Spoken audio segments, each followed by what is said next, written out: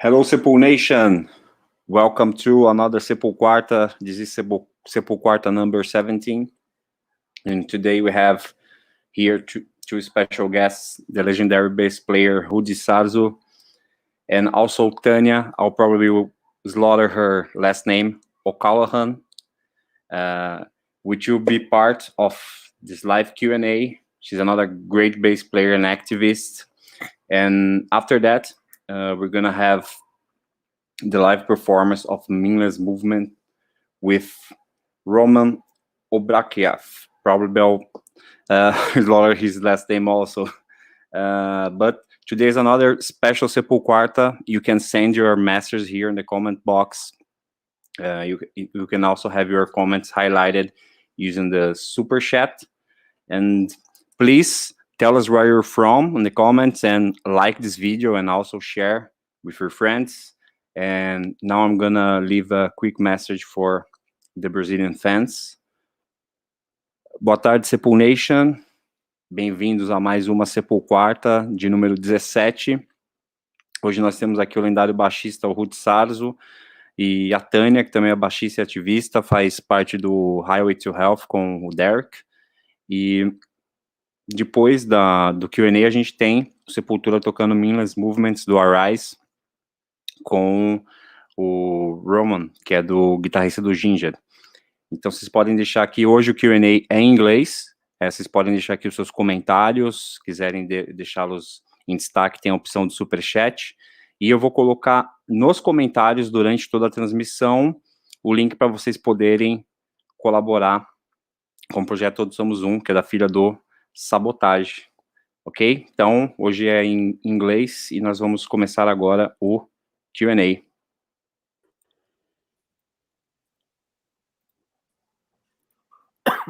Yeah. So everybody. Yeah. All right, Bruno. Thank you very much, man. Welcome, people. Welcome to another SepulQuarta. Welcome, Rudy. Welcome, Tanya. How you doing, Mr. Green? Yay! What's up? Wow, this is great. Great to have you all here, man. Well, Tanya, I never met in person. This is the first time we've seen each other. So welcome. Nice to meet you. You too, Rudy, man. of course, I follow his career for many years. And I had the privilege to jam with Rudy and Ronnie James Dio back in 2006 here in São Paulo, Yes. Brazil. You remember that, right? We played the Mob Rules. Yeah. It was amazing, unforgettable day for me. So it's really an honor to have you here with us. And welcome, Thank you very much, man. Thank you. Thank you. You have the whole this is like team here. This is all like being in my living room. All of you guys here. I know. This is the new hangout. That's great. Yeah. Where are you at right now, Rudy? I'm in Los Angeles. Well, actually, Woodland Hills, which is yeah. In other words, for everybody in the world, I'm about 20 minutes from the Kardashians and Kanye West. Oh, okay. And me, Rudy. And you. Well, you're a little bit further. You actually they are in the middle. Yeah, that's right. Yeah. We have Kardashians between us. That's right. Yes, you're all three in LA. I'm here in São Paulo, and of course we all are all in quarantine and stuff. But right before that happened, Tanya and Derrick did an amazing run around the world, right? Filming and shooting Highway to Health. I had the privilege to be a part of the the spreading the news of the first time that you guys were talking about. And how was that?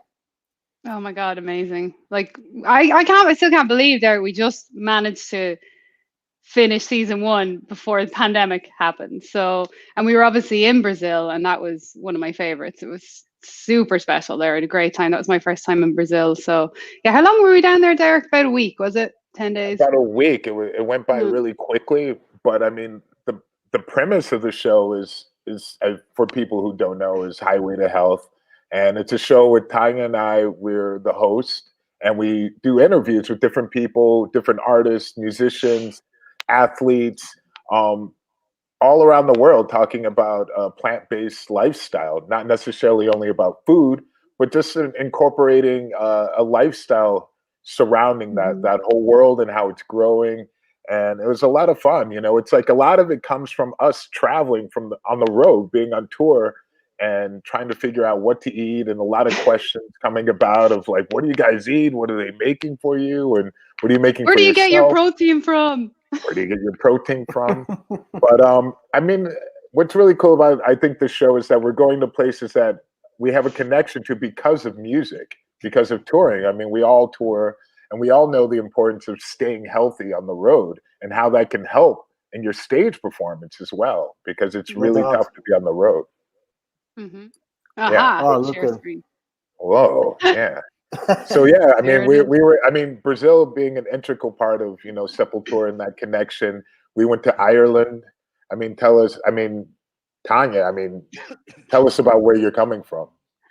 Yeah, well, that's a great basis point of the show. Like, we are from such different walks of life, Derek and I, so we made sure and we wanted to cover our backgrounds. So we went to Cleveland and sort of told Derek's story, and then we went to my hometown, Mullingar, which is a really small town in the middle of Ireland, and kind of revisiting, because both of us have been long time veggies, vegans. So going back on our own stories, and because a lot of people sort of think, oh, you moved to LA and you became vegan because it's trendy. It's like, no. We've both been doing this a long time. So, but yeah, so we did our own hometowns, and then, you know, we were in Brazil, we were in Mexico with Sea Shepherd. We did LA, but we'll have to do more LA for sure. Because Rudy, we need you on the next episode. Yeah, But definitely. yeah, because it's not about just interviewing other vegans or anything at all. Actually, it's quite the opposite. We want to open conversations of different walks of life, and a lot of musicians, because, you know, staying healthy on the road, as we all know, is really important, and trying to keep this crazy lifestyle up in quarantine now. Yeah, definitely. Are you vegetarian as well, Rudy? Vegan? No. I was for let's say when I was in Whitesnake, when Steve Vai joined the band, he brought a lot of that into, you know, that consciousness into the band, and I went for it, and actually I really enjoyed it. I was a vegetarian for 5 years, but prior to that, I was when I first got to LA in the mid 70s, I started working at a place called Mac Naturals, which was what it was. Are you guys familiar with The Source, the Jim Baker family? The Source is check it out. There's actually a documentary. He was like the pioneer of veganism in Los Angeles. So he had The Source restaurant, he had the Old World restaurant, and these were mainly The Source was strictly vegetarian. Then the Old World was kind of like a mix. Then you had another restaurant that was completely vegetarian. This is all in the 70s on the Sunset Strip. And then the family opened up this other, it was a fast food, health food. So I had, in 1976, 77, I was playing with Quiet Riot at the time, how to make a veggie burger from scratch. That's great. Way before you guys were you actually born. Not that much. I want that recipe, man. That's cool.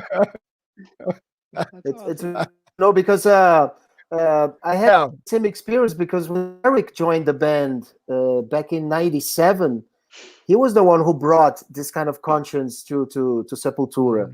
You know, he was a vegetarian for a long time, coming from he's come from Cleveland, but he was in Brooklyn, New York, actually, and all the hardcore scene, you know, the straight edge, and John Joseph, right, from Cro-Max, that really started this a long time ago. And I didn't stay 5 years as a vegetarian. I did for 15 days with Derek in New York. Well, we were mixing an album in New York, and of course in New York you have so many options, you know, and it was really fun, you know, to go to that road, and we tour with bands also that were like vegan and vegetarian, and I followed them.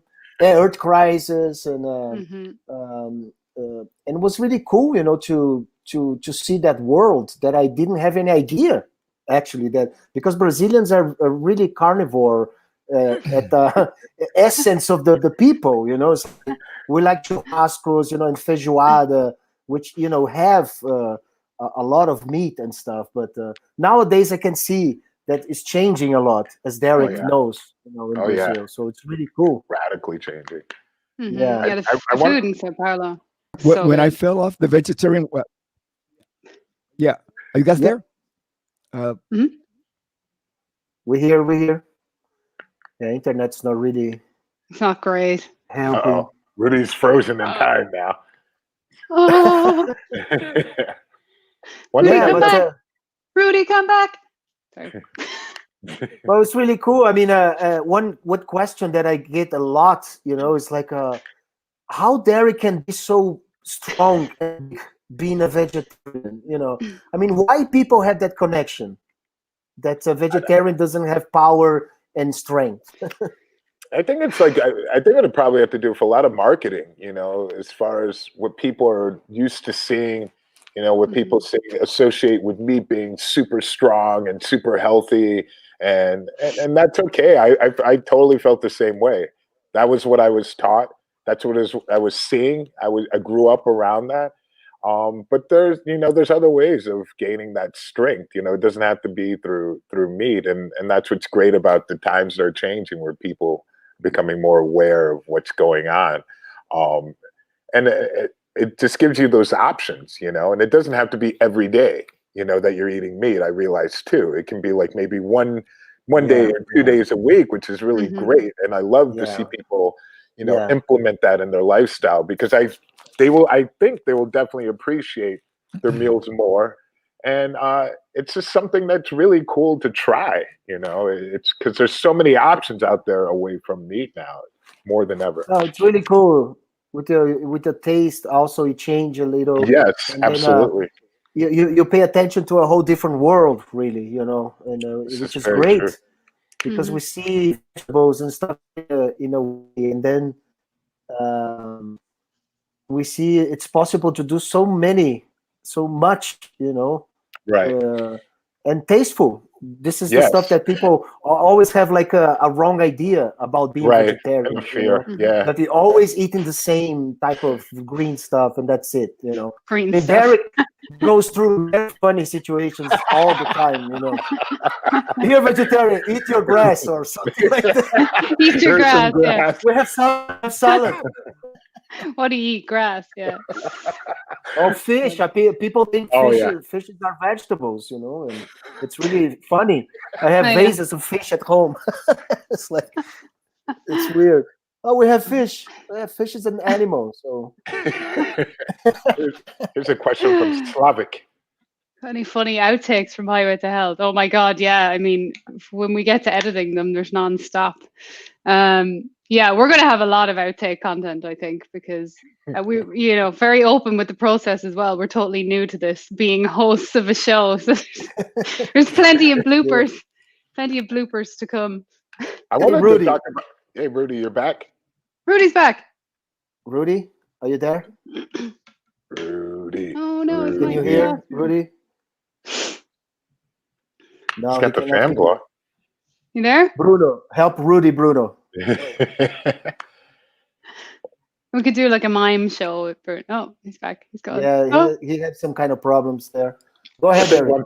I wanted to say, like, what's great about having you guys, you can talk about being immigrants coming to the U.S. Yes, me and Rudy are immigrants. Musicians.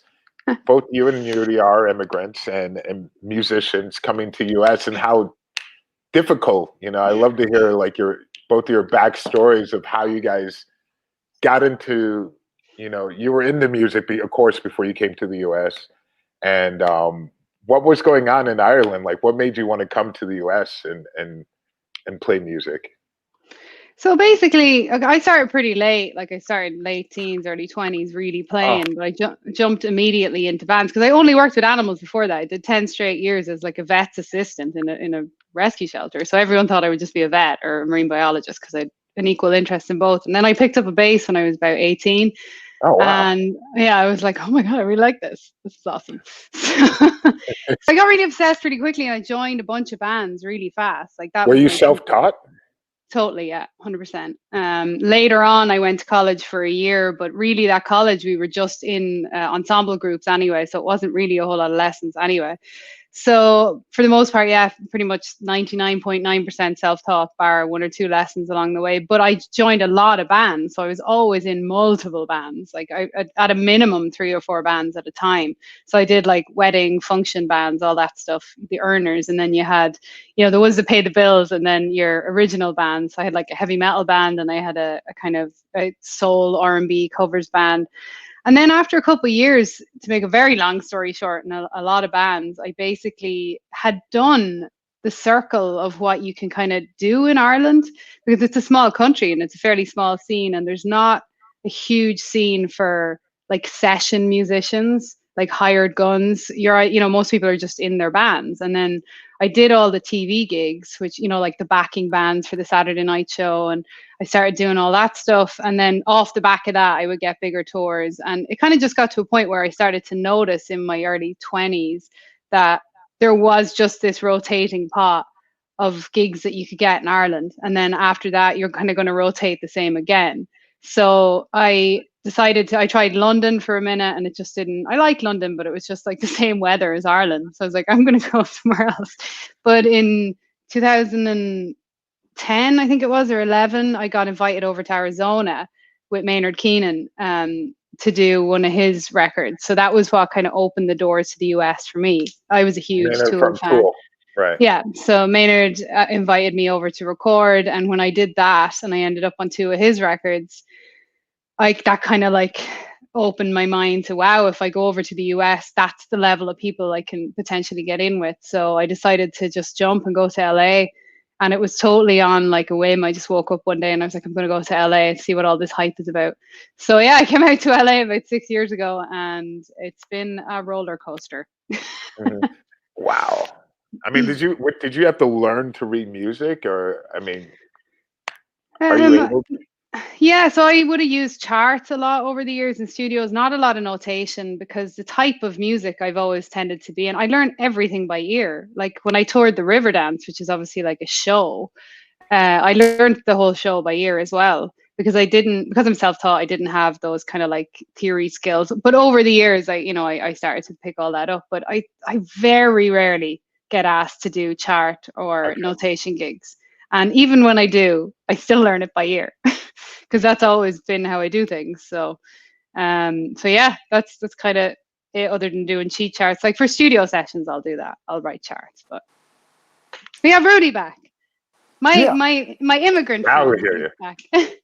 I had to change the system. I went from now I'm just using an iPhone, you know. Oh, it looks great. Yeah. Oh, yeah. Cool. It happens every time the Kardashians use their hair dryer. I was about to say that. Like, We have a blowout here in where I live. Yeah. He just jumped off. We're just talking about both of us. I heard Talking about you guys' intro into the U.S., you know, I was asking Tanya how, you know, since you're both immigrants coming to the U.S., and wanted to know, like, how, when you came to the U.S., you were pretty young. Like, I swam. I swam here From Cuba to Florida. Cuba, cubano. Yes. So maybe you can tell us, like, what, you know, were you already playing music when you were in Cuba? Well, you were very young. Like, when did you start?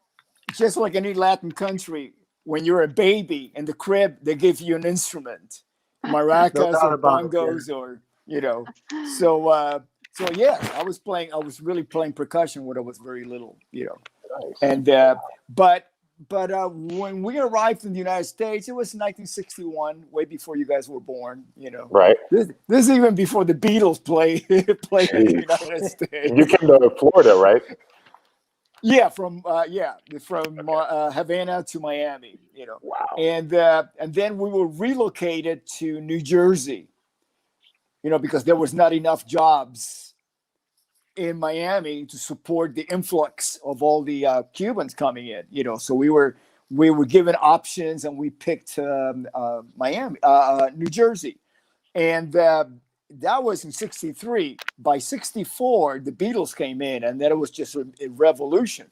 Everybody was playing a guitar, and that was kind of like the shortcut to get the attention of the girls. That was it. Yeah. And so when I moved back to Miami, every block had a band. We didn't have that was our social network. Music, and so I wanted to play guitar. I show up at the garage that the band was practicing in my block because you could not join across the street. You have to be that block. That's your band, And they had too many guitar players, so they told me if you want to join the band, you gotta play bass. And they say I don't know how to play bass, and he goes, yeah, yes you do. It's just like doing a solo through the whole song, because and I thought, no pressure. That's perfect. Put it everywhere, man. Yeah. And your brother's a musician as well. Yeah, he right? is. Yeah, because we're brothers, so we basically do we do the same thing. One place, and that's about it. We both picked up things. It's like we had one guitar, one pair of skates, one bicycle, one scooter, and we just shared it. As kids. At one time, we had one bed.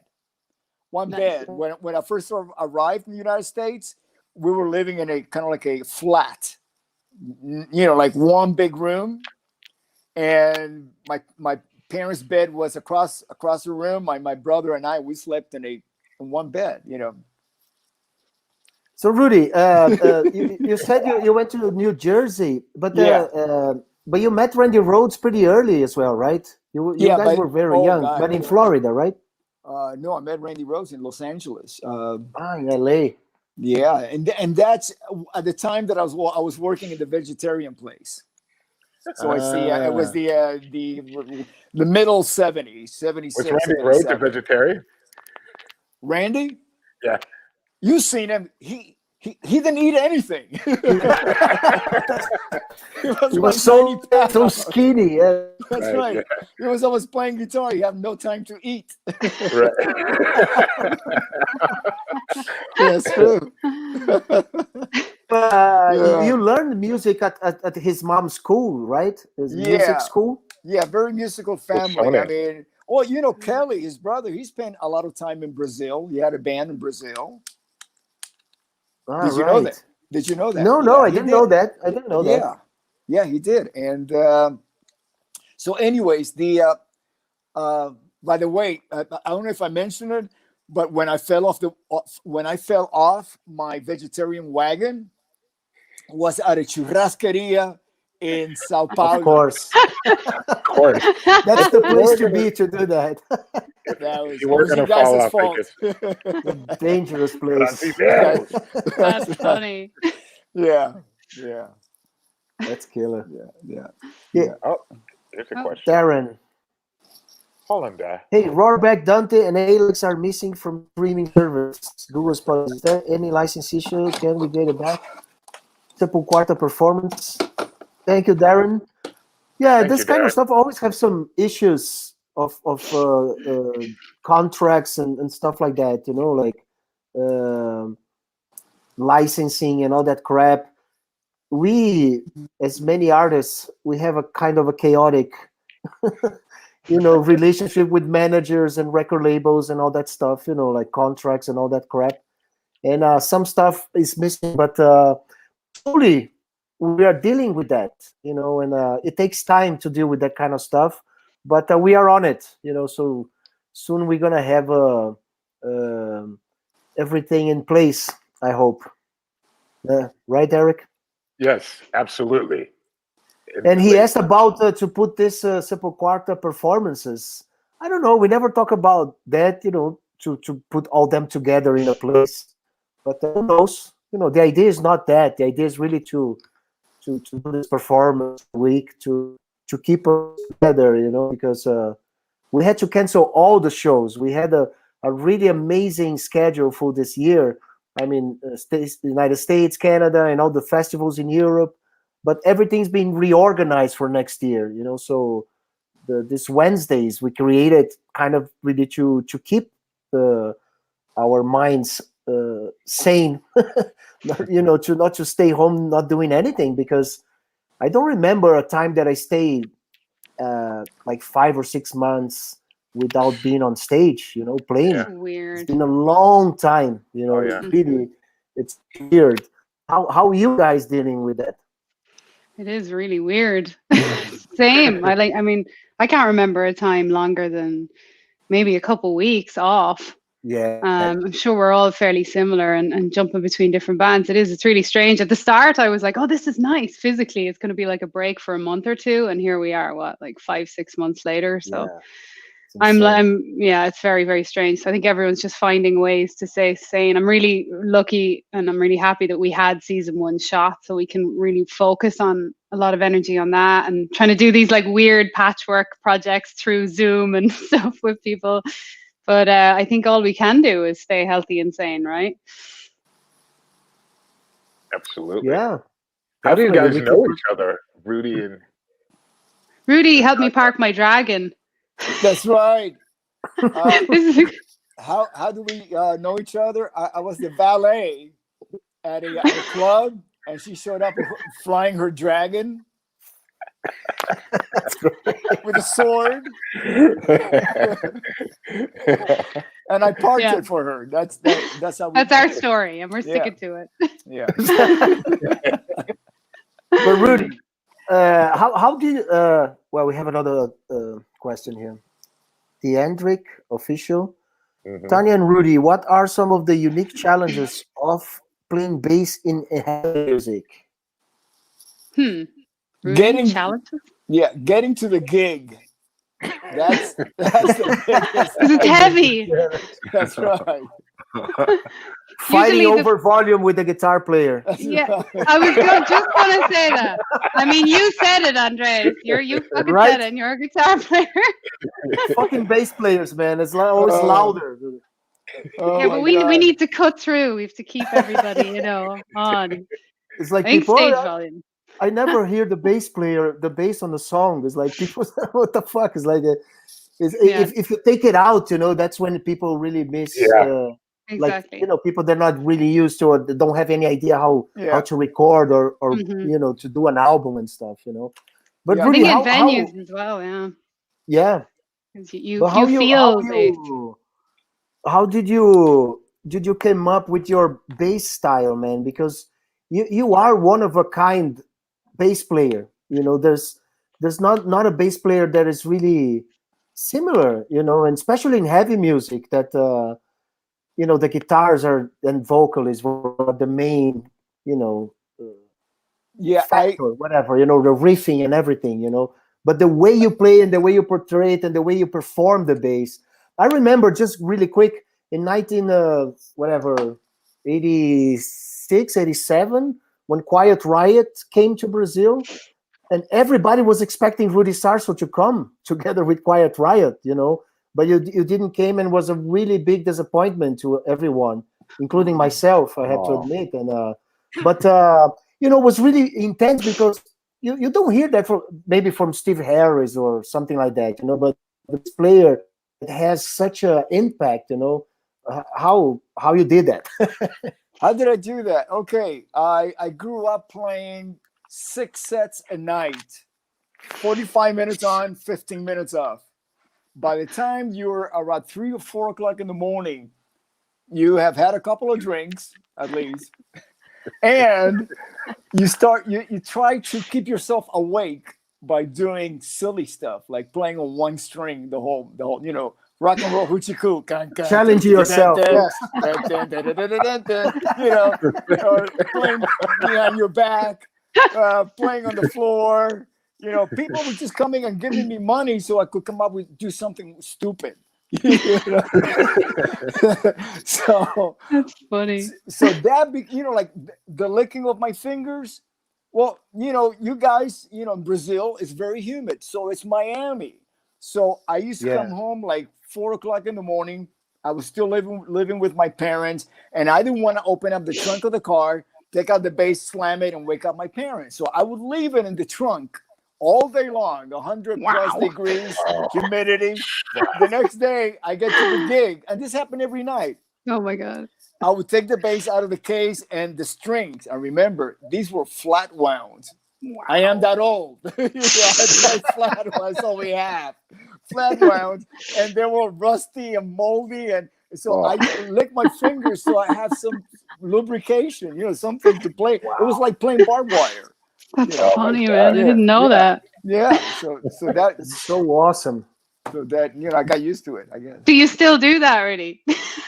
Yeah, well, strings stay better now than they used to. I mean, do you leave it in the boot of your car? No,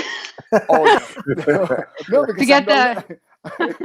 Because the last thing you want to do is wake up your parents. You had to, look, I am not condoning this, but back in the 70s in Miami, everybody drank and drove, especially late at night, because in Miami it didn't get going into like after midnight, right? So I come home, I've been driving very careful, very slow, but I've had a few drinks, and I didn't want my parents to see me, borracho, basically.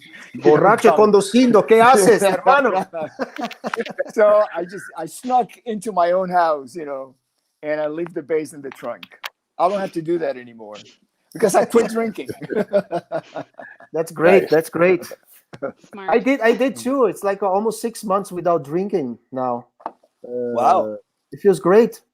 It's really something that mine's almost 30 years now. Wow. Fantastic. Yeah. That's awesome. Yeah, That's awesome. I will miss it, Yeah, it's not the That's same great, these days, man. rock and roll. Yeah. There's Roger today. Oh, there we are. Well, So that's except when we took this picture, I was very drunk. When we No. took this picture. Except for this Except time. that one. It's Sadowski in there. It's a Robert Sadowski. Roger. Roger, sorry, I was like Robert. That's brother. Robert? Yeah. Yeah, that's Roger. That my was at bass dad. the NAM convention. That was the last time. Yeah, one of the last times we were allowed to hang out together with people. Oh, I'm so glad we did that. Yeah. The study is officially canceled, right? The next. Yeah. Yeah. I did So do a NAM show in Brazil, in Sao Paulo. That was I think it was 1992, 93. Kenny Aronoff was there with me. Uh-huh. I think this is before you guys were born again. I mean, I'm talking about stuff before you guys were born. So you have no idea what I'm talking about. I was born in 1968. Oh, really? Oh, wow. Yes. 71. You look 86. Yeah. Wow. Wow. I remember what I was doing in 86. I was being born. 86. 86 was a great year. It was a great year. Paolo has been 6 minutes without drinking. Hey, Paulo! Congratulations. Good one. Saúde. Bada bing, bada bing. That's great. Very healthy, Paulo. A healthy lockdown. I love it. You guys have played with so many different people. I know that Bruno, maybe you can post a photo of us with another classic band from back in the day. Oh, Blue Oyster Cult. Yeah. Nice. BOC. That was great. I did a tour in Brazil with Blue Oyster Cult. Paulo Barón was our promoter. Yeah. Of course he was. Yeah. Pablito Barón. Paulo, Pablito, sí. Yeah. Abrazo, Pablito. Yeah, that was really. It was a festival in Europe, right? That was really cool. Getting with those friends. I chased them down. I was like, "Oh my God, boys! Super fan. You know what's fun about this festival is you have such a variety of different bands playing, and it's so great. Like there's so many bands I'm fans of that have been playing. In the background, I'll be doing interviews. I'm like, okay, I gotta go watch this. You know, this is something that I was not able to see as a teen, and certain things I appreciate now much more as I got older. There's certain things I completely missed out on. For example, Deep Purple. Until I got to Brazil, I wasn't a real big fan of Deep Purple, and I didn't have many friends around me that were really big Deep Purple fans. But what's wrong with you and your people, man? I don't know. But I gained that appreciation, you know, coming to Brazil, and every party, everywhere we went, people are like, Deep Purple, Deep Purple, Deep Purple. You know, the parent passing it down to their kids. So they're even young kids are like, I know every Deep Purple song. It's just fascinating. Then when we got to play with them, you know, and tour with them in Brazil, it was just like monumental. It was just unbelievable. Yeah, and Rudy was a part of an amazing phase of Whitesnake with David Coverdale. I saw Whitesnake in 1985 Rock in Rio Festival when they came here with John Sykes. I think it was Neil on the bass. I think Neil something. Oh, Neil, yeah, Neil Murray. Neil Murray, yes, yeah, exactly. Yeah, thank you. And Yeah. And Ozzy came with Bob Daisley on bass on Bark of the Moon tour. It was amazing. It was really cool. Yeah. And then you joined Whitesnake right after, right? Like 1987? 87. Yeah, you know, going back to talking about Rock in Rio, the first Rock in Rio was 85 or 85, right? 85, Yeah, January 85, yeah. Yeah, when I was in Quiet Riot, we were one of the first 3 bands to be asked to play. Man, no, really? Yeah. Wow, I didn't know that. Yeah, I'm really all friends with Phil Rodriguez. Phil Rodriguez, yes, yeah. The promoter, we worked together too. And he was taking us, you know, like Puerto Rico and all, and you know, different Latin territories. Yeah. And so he offered us, you know, one of the first 3 bands, and there was some people that for some reason they turned it down, and I was like, oh my God, this is gonna be great. This is before the whole lineup got Of course. I can understand that because I think Queen or Freddie Mercury was the first one really to accept it, you know, and that really helped a lot of other people to say, because 1985 going down to Brazil in such a big, it was a festival that was 10 days straight. Every day was a show, and Ozzy played twice in a space of 10 days or a week, and every band was playing like that. You know, was huge.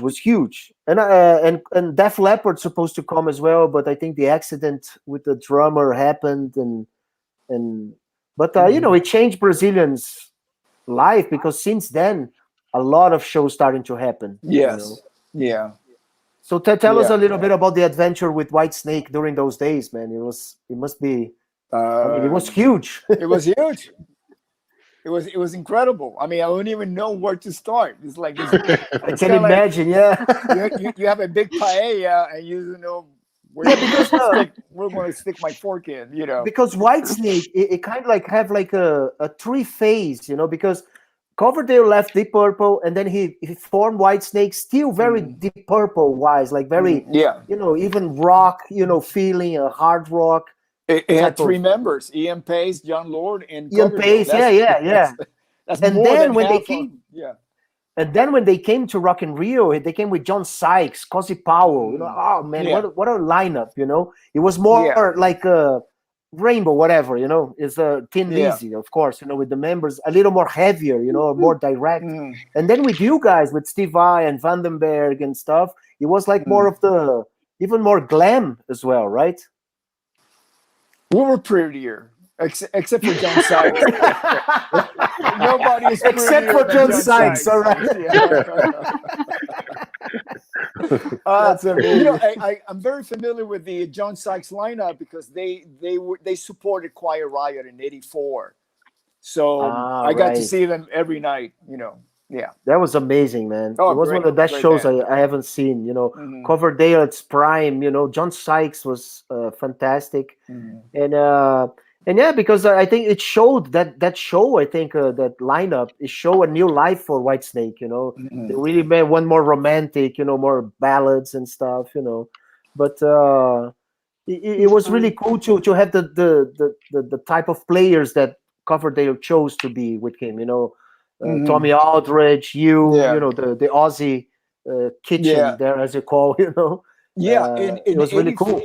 In '85, when I left Quiet Riot and Tommy left Ozzy, we started working together, and we got a call from Whitesnake's management to come and join the band, and I turned it down because I had just left one situation And I was aware of the conflict, the friction between David and John Sykes from being on tour with them, you know, on the same package. So I didn't feel comfortable. So it wasn't until Sykes moved on and it was just David left, and then we got invited to join the band again after the '87 record was completed. Yeah. Fun. Killer. Yeah. Fantastic. Yeah. We did a funny one. We played with Whitesnake 2 years ago, and it was very funny because obviously David had Union Jacks everywhere, and I'm walking into the dressing rooms, and I'm from Republic of Ireland, and I'm just start completely taking the piss out of him. I'm like, "What's all this? Why is there English flags everywhere in my dressing room?" Like, what's this rubbish? We had a good laugh over it. There's a question here. Theatrical official Tanya and Derrick, tell us how the fastest highway to health is a plant-based diet. And congrats on sobriety to all. All right. Tell us how the fastest highway to health is. Like the fastest way? Okay. Maybe? Can we go with that? I mean, baby steps, like we're saying. It's not about everybody go hardcore vegan immediately. Just small, now, before this live podcast is over. No. Yeah, definitely take time. Baby steps. Like 1 day a week, 2 days a week. Just read labels more. Know where your food comes from. Care a little more about what you put into your body, you know, and where stuff comes from, and support small businesses. I mean, in Sao Paulo, we had so much fun. There's so many restaurants. I couldn't believe it. And a lot are small owned, which is great. And so even if you're not in it for, like, say, the ethics, you could be, there's so many holes on it. It's like environmental, it's your own health, it's the animals, of course. But yeah, there's baby steps, if that's the question. I didn't really understand the question, but I would say, yeah, small changes over time, or just go full on. Yeah, full on, that's right. Can you guys tell us about Rock and Roll Fantasy Camp? This is something I don't know too much about, but I'm curious, and I've heard that you guys both have been involved in that. Yes. As a matter of fact, I've been doing it for over 12 years now. So when I joined my current band, the Guess Who, my schedule got limited as far as my availability. And the first person that when I was asked, you know, to have somebody fill in for me, not really fill in, but, you know, another bass player that I can recommend, Tanya, was the only choice. I thought, says you have to have Tanya in it because we are very, you know, when we, yeah, you know, if you have us both in the same room, I feel that we have the same vibration. And it will implode. We're on the same frequency. And that, to me, it's very important that if somebody steps in my place and takes over what I'm doing, that we're both in the same frequency. Good vibes, man. Yeah, and when Rudy Sarzo calls and says, do you want to jump in? And like, you don't even think. It's just a straight up yes, obviously. So what goes on in the camp? Like, what happens? Like, how does... We eat a lot of vegetarian and vegan food now because, yeah, but they're really fun. For me, it's all about the students, and that's what I loved about it, because it is, it's a lot of work. Like, it's tough. It's interesting layout. They're like 16-hour days. You get a band put together mostly of beginner, some hobbyists, so very varying levels. Every now and then you'll get like a really solid drummer or maybe a guitar player who gigs, but for the most part, it's beginner to kind of hobbyist players. Mm-hmm. And you have like the first 24 hours to get them kind of rocking into some songs to then perform with whoever. Like, we did so many different ones. There's Nancy Wilson, and we did the Dave Mustaine one. So you're getting them ready as a counselor to play with their idols. I think your favorite was Buddy Guy. Oh, that was the best. Oh my God. Oh my God. Yeah, that was my favorite. Yeah. You got to make this happen in Brazil, man. That would be something. Does this happen in Brazil? Has there ever been something not this like particular one? No, not. I think they tried to do something at the countryside. You know, they go to a place, they rent a place and stuff, and go for a weekend. But I heard it once. The one guitar player did it, but it's not very, very common It sounds really like a cool idea, you know. Yeah. I would love, as a fan, you know, to go to one of those, you know. It's such a good hang Definitely. as well. Like it's one of the only times, especially as bass players, or you know, because you're not going to get out to hang with your bass player friends because you're not going to have two bass players on any gig, whereas guitar players see each other all the fucking time. So Why not two basses? Why not? I don't know. I think there should be two basses personally. One above the 12th fret and one down. If you see the Wall tour, when they were promoting the Wall, they have two basses on stage, Roger Waters and another guy playing. It sounds, I mean, huge. I mean, of course, it's Pink Floyd. You know, it's a lot space and room for that. But we did here actually at the SepulQuarta jams. Oh yeah. We did one with Chavo from System of a Down. Yeah. We did that with Phil Rind from Sacred Reich as well. Nice. And we should do one. We could put three basses on it. Hello, yes, I'm in. Oh boy. Hold on. Get four bass players. We play one string each. You know, it's funny. We had on the album Nation, we have one song called Water. Oh yeah. That's only bass on it. There are three basses, I think. Paulo playing bass. I play two basses as a guitarist bass. You know, and it was really cool because it's very melodic voice for Derrick. It was the second album that we were doing with him, and really exploring, you know, new possibilities and new ideas, and it was really interesting. You know, try to go to that range of sound. You know, Yeah. it really worked. What's up, fellas? How is it to manage expectation, considering the transition from recurrent huge crowds, 80s, to smaller venues nowadays? Cheers. Valeu, Eduardo. Thank you, Eduardo. Rudy, huge venues, 80s and 90s. Yeah, 80s, you know, but you know, in the summertime, most bands do festivals. The festivals, yeah, for sure. They play Yeah. the festivals, and then the band I'm in, the Guess Who, it's a classic rock band, so we do casinos and we do performing arts centers, which is theaters, you know, and then in the summer we do the festivals. It's all the same, you know. It's all good. Yeah, I guess we did like great tours, opening for Maiden and Metallica. You know, we played big places. Yeah. And I guess metal it's bigger than ever, man. You know, you see Metallica playing in stadiums everywhere. You know, after especially the big four, and especially this heavier type of metal. You know, that Sepultura is a part of it. You know, the thrash metal type of stuff is really big. And and it's great that all the bands are doing new albums and not really only relating to the past. You know, doing old albums, tours and stuff. Yeah. You know, really doing new stuff, which is fantastic. It's really motivating. We need new albums because we got to know during the set when we can go to the bathroom. Yeah, that's the traditional new song. Yeah. All right, we're gonna play a new song. Yeah. We're gonna drink at the bar. Because I always feel sorry for the drummer because during the drum solo. But now it's the new song. Yeah, it's true. That's what Dee used to do when we were touring. Dee would always say, "I'm not going to tell you when we're playing the new stuff because then you'll just go to the bathroom." That's right. But Rudy, Apollo, yeah. I played by 8 strings on custom made on water. Oh, why do you have 8 Paulo. strings? Yeah. Why? It's like why? That's the Why, question. Paolo? Why? ¿Por qué? Hey Tanya, did you ever did like a solo bass solo like on the set that you go by yourself and? Yeah, I mean, yeah. So it just depends on the. You mean a solo album or just generally? No, just a solo section on the live sets. Yeah. Yeah, bass yeah. solo, Tanya. A jam night. Bass solo. Go, hold on. So wait, I mean, you've been playing with Steven Adler, and did you do one during the set?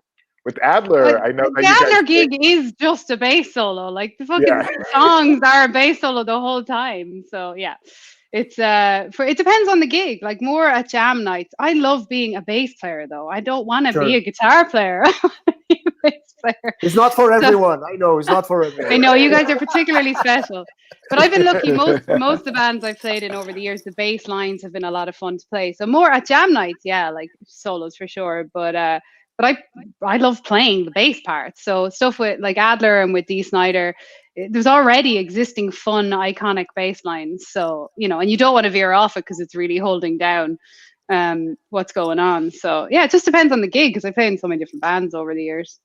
What's this, Alexander? Alexander the Great. I met Tanya, Derrick too, at the Kiss Cruise last year. Tanya killed on the Steven Adler show. They were awesome. Thank you, Alexandre. Thank you, Alexander. Yeah, Derrick was my guitar tech on the Kiss Cruise. I brought him as my guitar Great. tech. We were filming. What? I was security.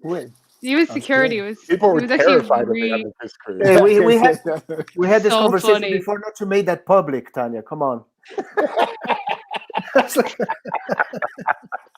I'm a great tech, man. He's Come on. He's a like, lead what, singer my of a bass rock on and his roll back. band. Come on. Oh yeah, that's so that's funny. Right. So funny. We were just walking around and people are like, is that Derrick from Sepultura? Or Sepultura playing? I was like, what? He's my guitar No, tech. when I played with Anthrax for 2 weeks as well, Derrick was my personal security. God, Yes. we had 2 weeks off for Sepultura. They had nothing to do. It was so fun. That was Some it. person That was was there it. helping. You know what's funny on that cruise? It has a list of like where people are from, so you can see, and it's like America, of course, they're mostly Americans, but then second, of course, Brasileiros Brazil, on yeah. the cruise. So everyone was Yeah. like, "Is that really?" And I was, We go everywhere. Yeah. We are winning against China now. It's like Brazilians are more everywhere. "It's true." was super fun. everywhere, man. We filmed a Kiss Cruise episode, so that'll be Yeah. part of the series. So we were filming Cool. throughout it, which was really fun because we had like a singing chef played every night, and Derrick was security. Awesome. That's great. Oh, I wish I could go to a Kiss because I love Kiss. that's fine. That was Vai lá, fun. Paulo. Vai lá, Bruno. Oh, Okay, you guys hear me? Yes, Uh-huh. now we can. Okay. So just a little break. Right now, we're gonna send a quick message for everybody that's here. Great audience, and send in your questions here. We have like more like 15 minutes or so. So please send your questions. We're gonna talk a little bit about the Sepul store. You can go to sepultura.com.br/SepulQuarta. You have all the links related to Sepultura, and also you can find all cool merch that we have on United States, in Europe, and also here in Brazil, in Sepul Store Brazil. So we're just showing some pictures from the new merch that we have over there. This is the classic line that we just released. So I'm gonna put here also the link where you can find where are all Sepul stores all over the world. So sepultura.com.br/SepulQuarta. You can find all the links to our products, right? So we're gonna come back with our guests here. Yeah. buy the merch. Yes, Awesome buy the merch. merch. By the way, I have one Sepultura sock.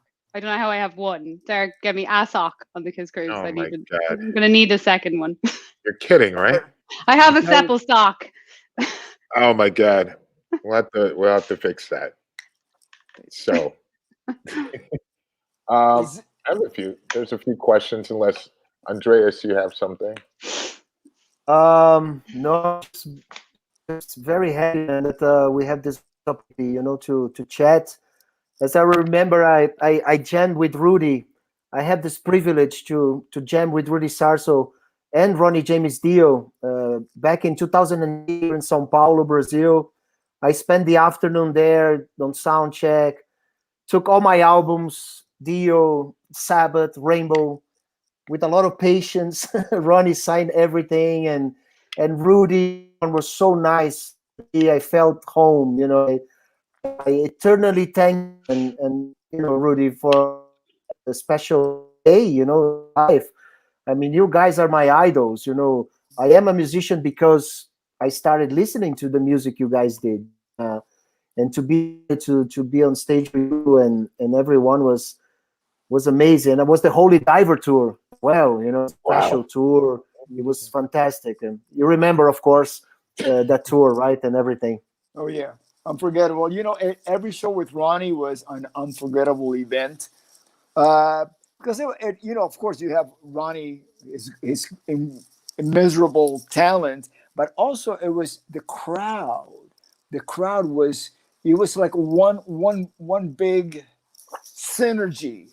Yeah. Of frequencies, everybody spinning at the same time. The frequency, it was just unbelievable. Yeah, I mean, there were nights. There's a part in Gates of Babylon. That he hits that high note, and I would stand next to him. I would float. Oh my God! It would be like, whoa! It's unbelievable. That whole show, sitting out of the stage and in a drum solo break or keyboard solo break, I was there watching the solo, and then Ronnie tapped me on the back and with a beer. Hey, do you want a beer? Yeah.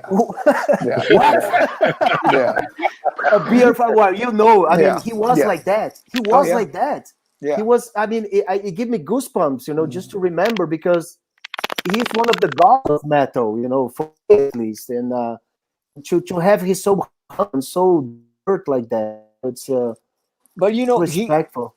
He comes from a generation kind of like let's say Rob Halford. He's just like that too. Yes, that's very true. Very kind-hearted. Very kind, incredibly. All the guys in Sabbath. Ozzy, when I play with him. Yeah. Tony.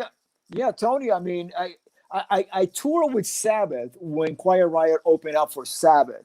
It was the 1983 tour with the little creature. What was that called? The Born Again with Ian. With Ian Gillan. Ian. Yeah. And they were super nice to us. And there's something about that period in time in music where people were really bonded and they were very kind. They came from very poor neighborhoods, especially in England. Very appreciative of what they lived and conquered in life. Yes. And there's one picture for that night. Me and Master Gio. That was the exactly time that he said, it's your lead now, you. Oh man, what the fuck, man! This is I'm gonna cry every time I see this picture. I love it. It's fantastic. It's so powerful.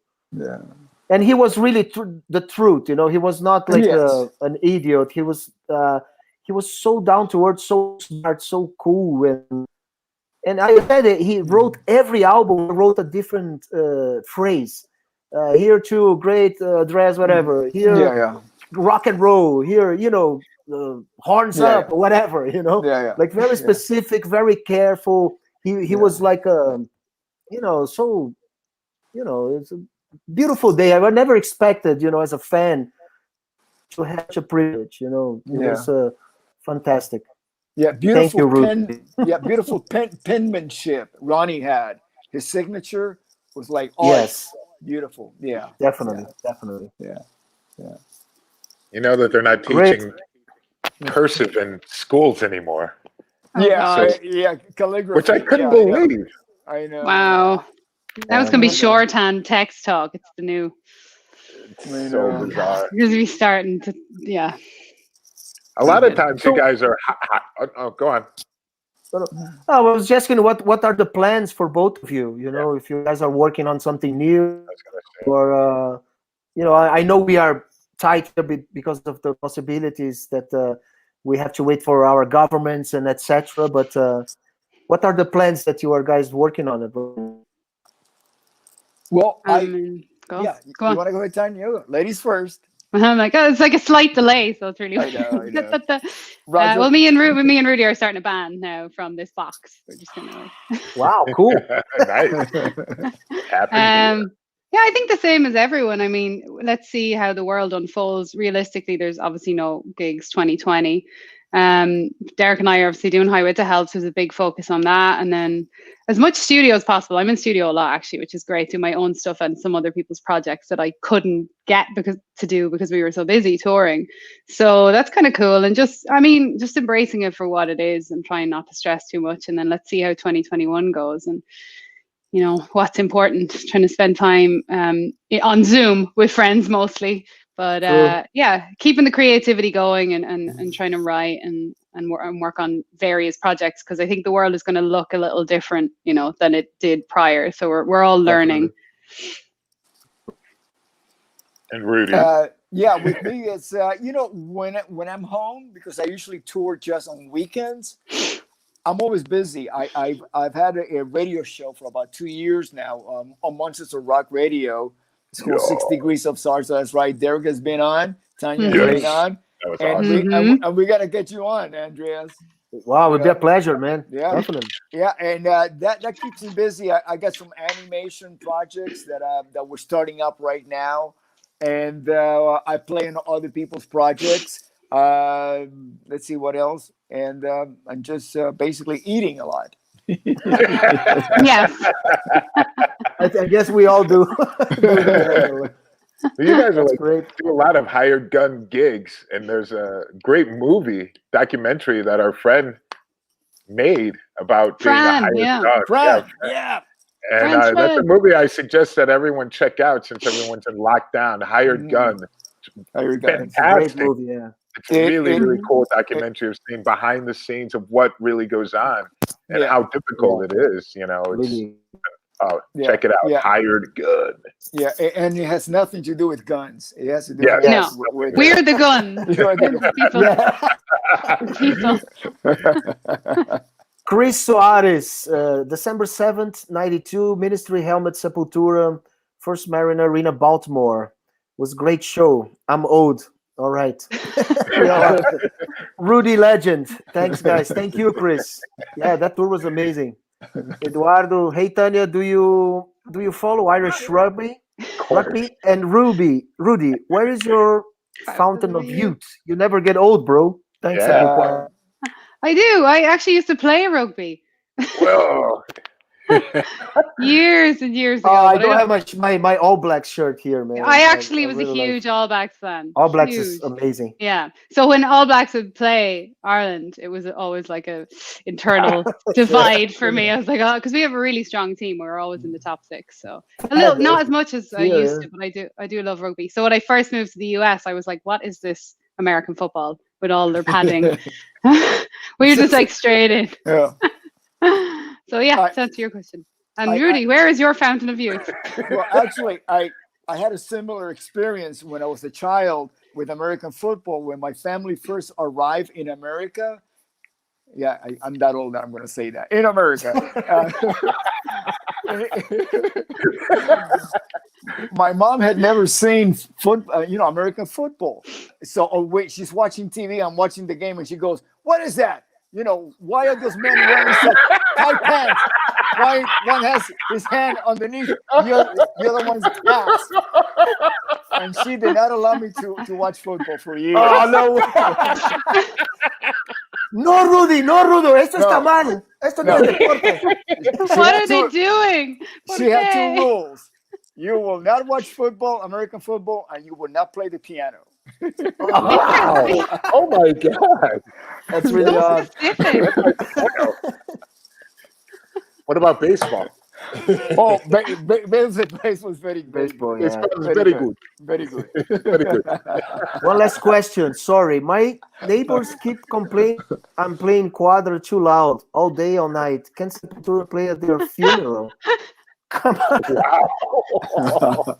No, unfortunately, we are still in quarantine, so not a chance. But keep playing louder, please. Yes, louder. That's the fountain of youth right there. Play loud. Yeah, music is a great way to stay young. You know, Turn up and rock out. Yeah. I'm actually 94. Yeah. It's just the Mel.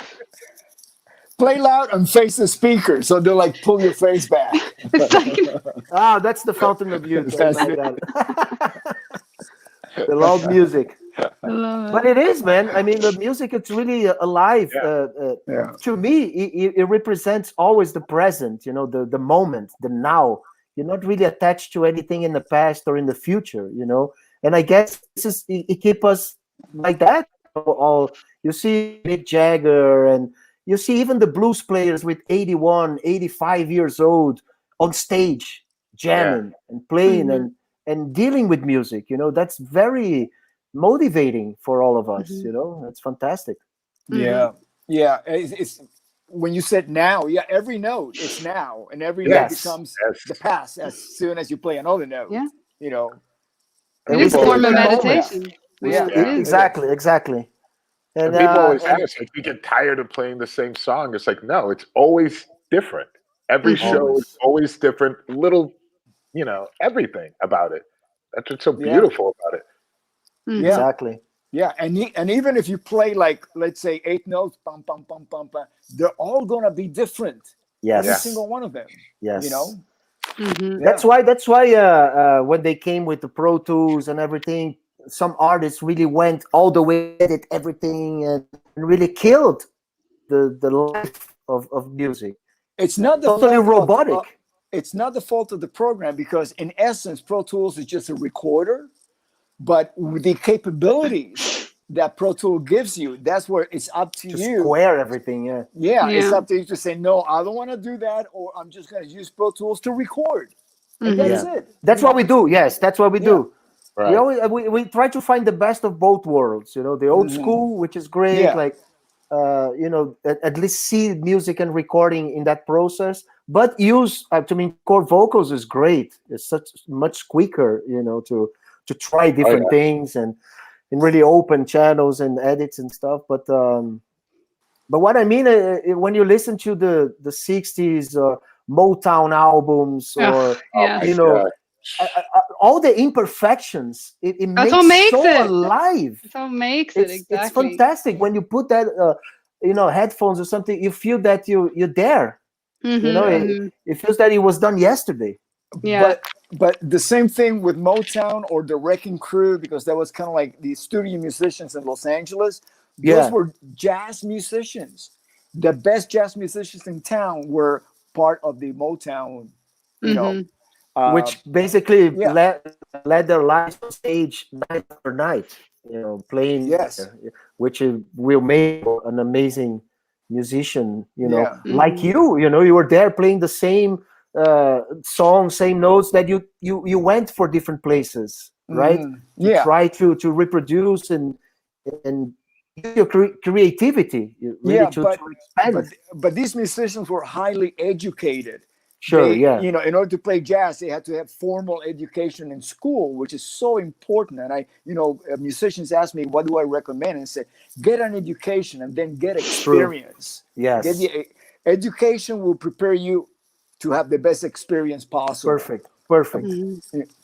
Yeah, I went after my education a little later, just to read music. I love classical music, classical Yeah. guitar, much because of Randy Rhoads, of course, his influence. Me too. All the stuff, and really helped. The helps, of Mhm. course. I mean, it gives you so much new possibilities. To pick up a music score from 1700 or so. It's great that you have this possibility to play the song there. Yeah, play different styles. Yeah. Rudy, you played in a lot of dream teams. Which one you think is your best album? Thank you, Eduardo. Well, it's a toss-up of the album between Slip of the Tongue, White Snake, and Metal Health. But I love my Metal dream, Health, man. Metal Health. I Yeah. love that actually, album. for a live record, I would say "Speak of the Devil," which is the re-recordings of Black Sabbath. But Andreas that was, agreed. Thank you, Rudy. that one has an interesting background to it, because so many things happen on the way to creating that record. Oh, I can't imagine. I mean, Yeah. Randy Rhoads died, and then Brian, and then Brad Gills, right? Brad Gillis, That actually record the album. Yeah. Wow, fantastic. Bruno, we are at the end. Yeah, time to say goodbye. This is the end. There's a lot of My like, only friend. lot of fans from all around the world today. Yeah. I know, yeah, Awesome. very Thanks much. to all the people. Thank you Awesome. very much. Obrigado. Muito mucho. obrigada. Thank you. Thank you. Thank Rudy, you guys you for are a being giant. here. Tanya, you are a giant. Both of you, thank you Good very to have- much. Thank you Really for nice having to us. meet you Derrick. both. Like Thank this. you guys Tanya. so much. Miss you, buddy. Andreas. Muito obrigada. Obrigado a vocês. Tchau. Obrigado a todos que participaram. Thank you very much. And now we're going to have the performance, right, Bruno, of Meaningless Movements. Meaningless. Roman Ibram Kalikov. You guys are gonna be. It's a tough Awesome. last name, man. I was trying to say that, but I gave up, you know. Roman Ibram Kalikov. Nice. Yeah, you're really good at pronouncing a lot of Russian stuff, man. Or I actually, love Ukrainian. Russian. I love Russian. Right. Vodka. What? Vodka. Vegetarian. Vegetarian. Yeah. Perfect Russian. So that's Okay. it. I'm just gonna put here the Obrigado. link. Okay. Just go to sepultura.com.br. We're gonna have the live performance right now. Thank you, everybody. Okay, guys. Thank you. Stay safe. Adios, Thanks. amigos. Bye-bye. Ciao. Adios. Ciao.